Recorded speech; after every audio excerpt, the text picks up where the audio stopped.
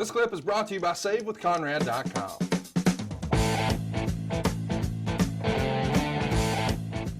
Exception. Let's talk about some company news as we head into this show. Meltzer would write, the latest on the Road Warriors is they're set to debut on July 16th in Omaha. They'll keep the face paint, but will come in with full heads of hair.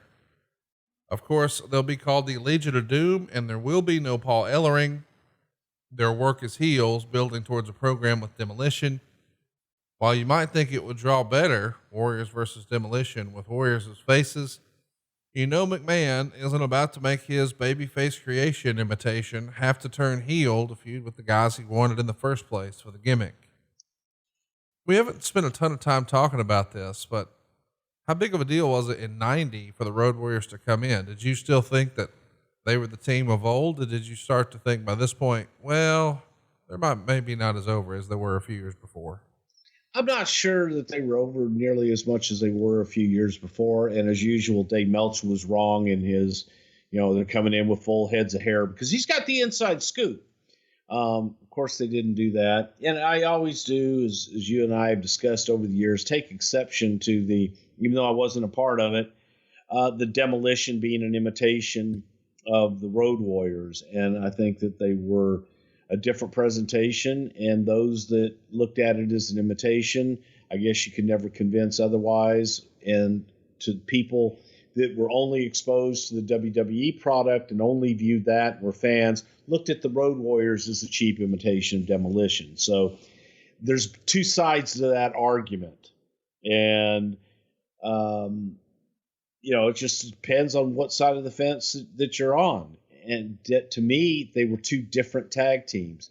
What made them similar was that they both painted their face and they both were big and rugged. But that's where kind of the similarities ended. Both great tag teams and great gimmicks, I thought. Okay, well, let's talk about somebody who was half hot. It happened on July 4th. Brutus Beefcake is involved in that life-threatening parasailing accident. We've talked about it in our super heavily detailed Brutus episode, maybe 2 years ago in the archives. But, chat me up. Connie.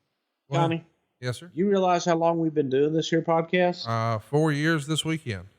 That's right. It's pretty damn amazing when you think about it. It is. I think, I could be wrong, but I think Monday is mine and your 4-year anniversary of the show. What are we doing? Are we celebrating? You'll probably be doing Raw, and I'll be doing mortgages. All right. I'll here you go. I'm going to send it through the phone right now. Happy anniversary, baby. Aw, caught that.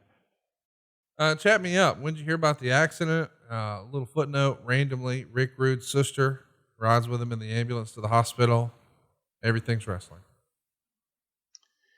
Yeah, I heard about it day that it happened, and it was a tragic accident that we were not so much worried about Brutus's career as we were his life and being able to survive it in general. It was a horrific accident and a miracle that Beefcake was able to survive and come out with his life, much less with, his face being able to be reconstructed and live a somewhat normal life.